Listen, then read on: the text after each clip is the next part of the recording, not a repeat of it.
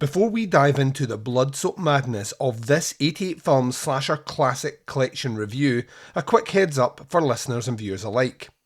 These episodes come straight from the podcast Under the Stairs archives, recorded before the launch of the YouTube channel and long before video podcasts became part of the show.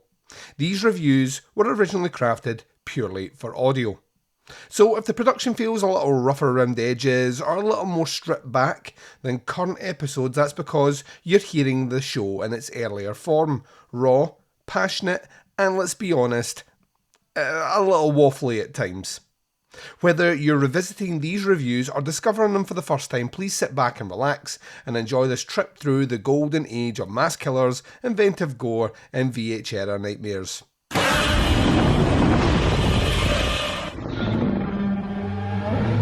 This podcast is not safe for work and will feature movie spoilers. It will feature scenes described of a graphic nature. It will contain language which most listeners may find offensive. Welcome to the podcast Under the Stairs.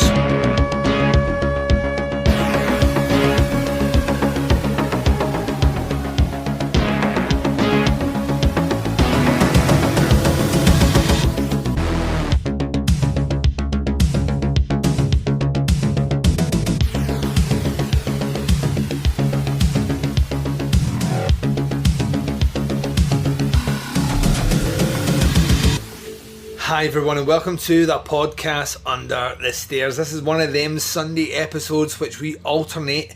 This week we are stopping by the 88 Films Slasher Classics collection. We're looking at disc number 15 on this episode. It's time to conclude that look at the Children of the Corn trilogy. We're looking at Urban Harvest, aka Children of the Corn 3 on this episode. I'm your host Duncan McLeish. Welcome to the fucking show. It is Sunday, which means that whilst you're enjoying your little day of rest, allow me to tell you a little story about a movie. But before we get to that, as always at the start of these episodes, I like to update you as to what is going on. So this is the end of the week. We've closed out the week in style, and what a fucking week it's been. We kicked off the week on Monday with the Summer Teapots Top 10 series, looking at the 90s on the third instalment for 1992. It was awesome, you enjoyed it. There was a bit of controversy with the selections and we had a switch by the power of the adjudicators and the other hosts out there. First time it's happened, might be the last time in this season. That's for me to know and you to find out eventually. When those episodes drop, if they do, I'm not giving away anything. I know nothing. Absolutely nothing. On Thursday, we dropped a bonus review of the upcoming Alexander Aja movie. It is Crawl. Go and check it out when it's in the cinema because if you listen to that episode, you know I loves it. So you will love it too. I guarantee that. Too much fun for you not to enjoy that movie. And then obviously we're here for some slasher classics. Tomorrow, we kick off a brand new week looking at 1993, the fourth episode in our Summer Teapots Top 10 series, looking at the 1990s. And if you thought things were going to go a bit stale, 1993 is here to fuck you up. That's right, it's going to come across, slap you in the face with its big, dirty horror cock. Right across it, turkey slap you right in the side of the jaw. Filthy, filthy, filthy fucking 1993 pervert that is. Don't know why I'm so disgusting on this episode. I have no idea. I want to say that Children of the Corn 3 set the tone of goofiness and I've just carried it on, but we'll find out if that was the case when we get to it. Which reminds me, let's just do that just now. You're going to hear promos for shows that I love during this intermission. You're going to hear the trailer for Children of the Corn 3, aka Urban Harvest, and when we return, it's disc number 15 of the Slasher Classic series, coming right up right after this. Hey, did you guys ever notice that podcasts talk about the same movies over and over again? Yeah, as much as I love Friday the 13th, I don't need another show telling me how good it is. Exactly. Same thing goes for Halloween. It's a great movie, but come on, there's other stuff out there. There should be a show that highlights movies that everyone else seems to skip over. Like... Oh, I always wanted to talk about Absentia. And I want someone to cover the room. The Skeleton Key's a good one. Then let's just do one. We can call it The ABCs of Hidden Horror, and we'll go through the alphabet talking about our favorite horror flicks that get ignored. Great idea! I know what my first one's gonna be. Join Brian, Dave, and me, Jamie, for the ABCs of Hidden Horror on the Horrorphilia Network. where we might discuss some of your neglected favorites or introduce you to something new.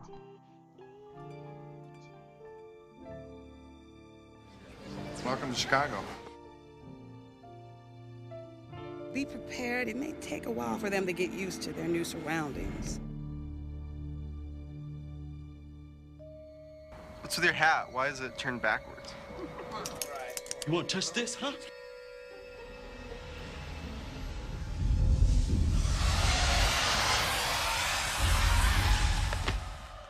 That's nice looking corn.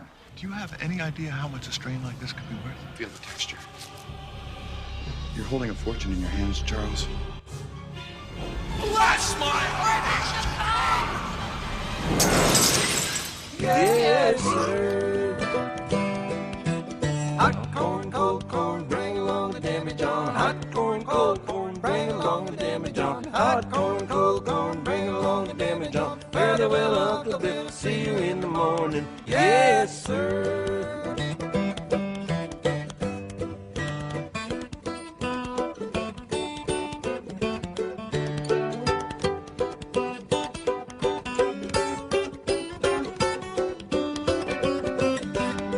Let the harvest begin. Preachers in the pulpit taking in the money. Children in the beehive taking in the honey. Old man Sally just jumping for joy. Happy slaughter people that ever I saw. Yes, sir. And welcome back. So you've just heard the trailer for this number 15 of the Slasher Classics collection. This is Children of the Corn 3 Urban Harvest. According to the 88 Films website, it says perhaps the most potent of all the Children of the Corn sequels, this third installment gave an early role to future Oscar winner Charlize Theron of Monster and Mad Max Fury Road. With Nebraska cowering in fear at the thought of another child-led slice and dice revolution, two youngsters are adopted and taken to Chicago, where it would seem they are safe from any satanic influences. Alas, the opposite is true, and even big city life is revealed to be irrelevant to our clan of pint-sized psychopaths. The special features on this disc are Return to the Corn, the reinvention of a Fear franchise, a look at how the hit Children of the Corn series was reimagined for a new millennium, an extended finale, original theatrical trailer, and reversible sleeve incorporating the original alternative art. This is region locked to region B. The picture format is HD 1080p 178.1. The audio format is LPCM stereo. Language is English. The movie is about an hour and a half long. Right, what to say about Urban Harvest? Weirdly, this might be my favourite out of the original three, which might blow your mind. I think the reason that this one might be my favourite is the fact that this one fully commits to the absurdity of what's going on here. I mean, the first movie has some serious issues. We've talked about it. The second movie started getting a bit goofy in a way that I kind of enjoyed. It was a bit nasty as well. Children of the Corn 3 is just fucking nuts. Absolutely nuts. I mean, they're saying, yeah, set in Chicago. Right, it is, kinda. We're still really setting up like a couple of set pieces and working from that. The reintroduction of how they get the corn in here is ridiculous. But what I loved about it is the way I described it on my letterboxd was that this is kind of like a cross between Hellraiser 3. I know what you're thinking, that's not a good movie, Duncan, but listen, Hellraiser 3, maybe Nightmare on Elm Street 5, so throw that in there, like a weird kind of Creature of the Week episode from the X-Files meets Sister Act 2. It's a bit of a mess, but it's kind of a really entertaining and at times glorious mess. There are a lot of practical effects here which are not amazing, but they're pretty cool. A lot of work with bugs here, a lot of bug work, which was horrible and off-putting in a way which kind of made me smile. The idea of these kind of two kids being moved there and one continuing on the, you know, the kind of Isaac level of kind of trying to start his own anti-church of people worshipping the corn against the adults is kind of cool. I like how they play that off. The kid they got to play him as well is brilliant because he looks his age, and he's actually a pretty good actor. He's playing off some other character actors you will have seen in many other things from the 90s and beyond. But I like that aspect about it. The fact that the two brothers are played off kind of against each other, with the older one kind of acclimating to Chicago life better than him, making friends and then ultimately trying to take down his like adopted brother, I thought was really cool. It was a nice little twist on the story. I mean, they're throwing everything and the kitchen sink in here. Anything corn related is in this movie as a weapon or a device, from scythes, ears of corn insects. There's some weird crucifixion stuff. There is a giant Freddy head that appears from the ground. Now, when I say Freddy head, I mean there's a giant head that appears from the ground that would not be out of place in one of the later installments of Nightmare on Elm Street. The stuff that I kind of liken it to Hellraiser is just some of the absurdity of what's happening actually on the streets, reminding me a lot of Hellraiser 3. The score's fun, it's quirky, it works with it. Practical effects, like I say, are really, really good. And the story's quick. And that's what you want from this third instalment. To be honest with you, if they made no more after this one, I think that would have been fine. But I know for a fact they've made at least 2, maybe even more beyond this point. And I have no interest in checking them out at all. I've seen the Goofy one now, and that's me quite happy. They've taken it as far as I think they can take it. And, now is the time to hang up the scythe, so to speak. So I like that aspect as well. I thought that was kind of cool done. It's an interesting franchise overall, isn't it, really, when you look at the original 3 installments. The first one, which is based more in line with the work of the Stephen King kind of short story novel, you would think should be the best, as the better cast, and you think that it should hold up to scrutiny more in the long run. And it's surprising that I went back to that one and found it just a bit mediocre, if I'm honest, and a lot of those fond memories I had were kind of definitely nostalgia bugs that have moved with time. And then you look up at the second movie, which is basically trying to be the first movie again, but at least it's kind of got an idea of it needs to be a bit goofier, it needs to be a bit mean-spirited, it needs to go a bit darker, and it does that in a lot of respects. The second movie then becomes my favourite. It's the movie that I lean back on and say, actually, they nailed it here. This one works for me. This is the one that I want. That it's weird. This might be the first occasion in recent memory that in a franchise, the third instalment, which is clearly the goofier one, clearly the one that's pushing everything right to the edge of the line, and at times past it, is the one that I end up enjoying the most. I think the story behind the Children of the Corn, the actual idea behind it, is fucking ludicrous. And I think on that level, you can't really make it scary. You have to really lean in to make it over the top and nonsensical and comedic and campy, but mean and nasty. And that's where the third installment lies. That's where Urban Harvest actually lucks out and wins. It's where I found myself, for the most part, kind of rejoicing at what they'd done here and really thinking, you know what, you've kind of done me proud here. This is the sort of movie that I think we should be watching all along, but we never got. So it's weird, I look back on those 3 and that's the way I've landed. Had you asked me before we'd started, I would have said, well, I like the first one, and you would get diminishing returns from me moving forward, and that has not been the case. Very, very, very, very strange. Very, very, very strange indeed. I don't have anything else to say about this movie. This was a fucking super short review, but to be honest, I'm kind of looking forward to getting away from Children of the Corn for a while, and it's a movie that actually, of the 3, I would say watch this one. If you've got, I would have actually, in hindsight now, quite enjoyed spending a bit more time talking about this one and less speaking about the other 2, but that's the way the cookie crumbles, so to speak. So yeah, in terms of rating Children of the Corn 3, I never in a million years thought I'd be saying this, but this one's a 4. I really liked it. 4 out of 5 for this movie. This is one that I could see myself going back to check out, weirdly enough, and probably will somewhere down the road.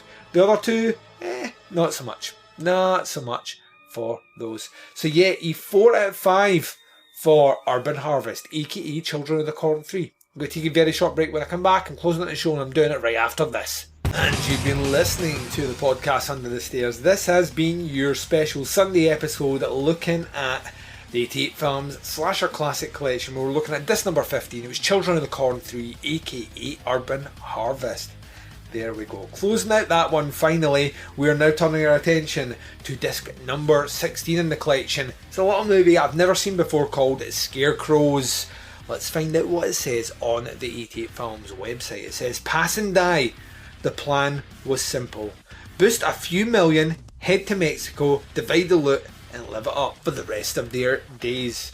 Unfortunately for this band of ex-military criminals, they're about to learn the hard way that the best laid plans often go awry. A double cross ensues that the group find themselves in an eerie abandoned farmhouse, one that holds a murderous secret in the surrounding cornfields. This malevolent scarecrow that inhabits the fields are alive and are soon striking and slashing their way through the would-be bank robbers.